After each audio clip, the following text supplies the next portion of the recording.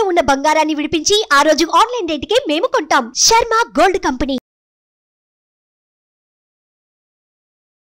శ్రీమాత్రే నమః.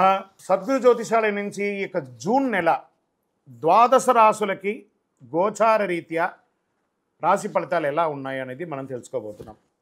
ప్రతి ఒక్కరికి జాతకం అంటే ఒక క్యూరియాసిటీ. నాకు ఈ నెల ఎలా ఉంటుంది, ఆరోగ్యంగా బాగుంటానా, ఆర్థికంగా బాగుంటానా, నాకు వివాహం అవుతుందా, సంతానం అవుతుందా, ఉద్యోగం ఉంటుందా, ఉద్యోగం పోతుందా, ఈ క్రైసిస్ ఉంది కదా, వ్యాపారం ఎలా ఉంది, రాజకీయంగా నేను బాగుపడనా, ఇలా ఎన్నో ప్రశ్నలతో సతమతమడే ఈ 12 రాశుల వాళ్ళకందరికీ కూడాను ఈ నెల మీ యొక్క రాశి గుణాలు ఎలా ఉన్నాయి, తర్వాత గ్రహాలన్నీ కూడా ఎలా ఉన్నాయి అని కూడా చెప్పబోతున్నాం. జ్యోతిషాస్త్రరీత్యా ద్వాదశ రాశుల్లో 12వ రాశి అయినటువంటి మీనరాశి మిత్రులారా, మీరు పూర్వభాద్ర నక్షత్రం 4వ పాదం, ఉత్తరాభాద్ర నక్షత్రం 1, 2, 3, 4 పాదములు, రేవతి నక్షత్రం 1, 2, 3, 4 పాదాలకు జన్మించిన మీరు మీనరాశి వారిగా పరిగణించబడుతున్నారు. మీకు ఈ నెల శుభాశుభ ఫలితాలు ఎలా ఉన్నాయంటే, ఎలాగూ ఏల్నాటి ప్రభావం, శని యొక్క ప్రభావం ఉంది. 12వ స్థానంలో సంచరిస్తున్న మీనరాశి మిత్రులకి జూన్ నెలలో సూర్యుడు 3వ స్థానంలోనూ 3, 4 స్థానంలోనూ అనుకూలంగా, 4వ స్థానంలో కాస్త ప్రతికూలంగా, అంగారకుడు 2వ స్థానంలో ప్రతికూలంగా, బుధుడు 3వ స్థానంలో 3, 4 స్థానాల్లో చాలా అనుకూలంగా, శుక్రుడు 3, 4 స్థానాల్లో అనుకూలంగా, గురువు 3వ స్థానంలో ప్రతికూలంగా, శనీశ్వరుడు ద్వాదశ స్థానంలో ప్రతికూలంగా, రాహు జన్మస్థానంలో, కేతు 7వ స్థానంలో ప్రతికూలంగా ఉన్నారు. ఈ నెల మీనరాశి వారికి కాస్త ప్రతికూలతనే ఎక్కువ ఉందని కూడా చెప్పచ్చు. అనుకూలమైనటువంటి గ్రహాలు కొన్ని ఉన్నా కాస్త ప్రతికూలత ఎక్కువ ఉంది. మొదటి 2 వారాలు చాలా అనుకూలంగా ఉంటుంది. 3, 4 వారాల్లో కాస్త పని భారం చాలా ఎక్కువ ఉంటుంది. వ్యాపారంలో కాస్త అస్థిరత్వం ఏర్పడుతుంది. నెల చివరిలో మళ్ళీ పుంజుకుంటారు, మళ్ళీ యొక్క రీఛార్జ్ అవుతాను. వ్యాపారస్తులకి కొత్త ప్రయత్నాలు ఏది చేయకండి. ఒక 2-3 నెలలు పోస్ట్పోన్ చేయండి. చేసే పనులు, నిర్ణయాలు తీసుకునేటప్పుడు 1కి 4 సార్లు ఆలోచించి ప్రణాళికాబద్ధకంగా ప్రయత్నం చేయండి. ప్రతి విషయాన్ని నిర్ణయం తీసుకునేటప్పుడు ఇతరులతో సంప్రదించండి. మీ పెద్దవాళ్ళతోనూ, భార్య భర్తతోనూ, భర్త భార్యతోనూ సంప్రదించి ఇది చేయవచ్చా చేయకూడదా అని చెప్పి తెలుసుకొని చేయండి. పారిశ్రామికవేత్తలకి ఆర్థికమైనటువంటి ఇబ్బందులు వచ్చే అవకాశాలు ఉంటాయి. మిషనరీస్ యొక్క ఇబ్బందులన్నీ కూడా వస్తుంది. వనరులు లేకపోవడంతో, పెట్టుబడులు లేకపోవడంతో ఇబ్బందులు పడే అవకాశాలు చాలా ఉన్నాయి. ఆరోగ్యం, ఆహారంపై నిర్లక్ష్యం తీసుకోకండి. ఈ యొక్క junk foods, road side foods మీకు ఈ నెల చాలా జాగ్రత్త అని చెప్పారు. దానివల్ల మీ యొక్క ఆర్గన్స్ ఏమైనా దెబ్బతినే అవకాశాలు ఉన్నాయి, జాగ్రత్త. ఉద్యోగస్తులకి పై అధికారుల నుంచి, ఆఫీసర్స్ నుంచి ప్రెషర్ అనేది ఎక్కువ ఉంటుందని చెప్పొచ్చు. తద్వారా బాధ్యత పెరుగుతుంది, ఉద్యోగంలో కాస్త అస్థిరత్వం పెరుగుతుంది. శుభకార్యాలు చేసే అవకాశం ఉంది. బంధువులతో సహాయ సహకారం లభిస్తాయి. వివాహం కాని వారికి యోగం, పెద్దల యొక్క సహాయ సహకారాలు లభిస్తాయి. అన్నదమ్ముల మధ్య మనస్పర్ధలు వచ్చే అవకాశాలు చాలా ఉన్నాయి. రాజీ ధోరణితో కూర్చొని మాట్లాడుకోండి. అనవసరమైనటువంటి విషయాలు, మీకు సంబంధం లేదా అసలు మాట్లాడకండి, ఎంట్రే అవ్వకండి. నోరు అదుపులో పెట్టుకోండి. గమ్ గణపతి అని సైలెంట్గా ఉండడానికి ప్రయత్నం చేయండి. ఎదుటి వారితో మాట్లాడేటప్పుడు వారి యొక్క సంస్కారం వారికి ఇవ్వండి, వారి యొక్క విలువని ఇవ్వండి. వారితో మాట్లాడియండి, మీరు వినండి, మీరు మాట్లాడడం మానేయండి. దంపతుల మధ్య మాట పట్టింపులు వచ్చే అవకాశాలు ఉన్నాయి. అనవసరమైనటువంటి చర్చలకి, గాసిప్స్కి దూరంగా ఉండండి. కలహాలు వచ్చేదే అక్కడే. సోషల్ మీడియాకి దూరంగా ఉండడానికి ప్రయత్నం చేయండి. మధ్యవర్తిత్వం అవన్నీ కూడా చేయకండి.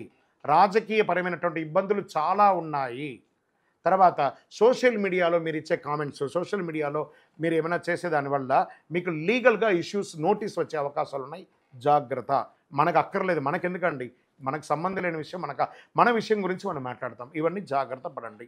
పనుల్లో కాస్త ఆలస్యం అయ్యే అవకాశాలు ఉన్నాయి.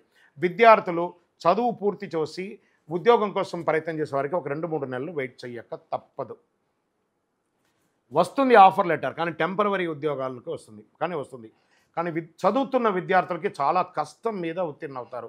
విదేశాల కోసం ప్రయత్నం చేసేవారు, వీసా కోసం ప్రయత్నం చేసేవాళ్ళు ఈ సమయం కాస్త పోస్ట్పోన్ అయ్యే అవకాశాలు ఉంటాయి. వాహనం నడిపేటప్పుడు జాగ్రత్త. నూతన వాహనాలు కొనకండి.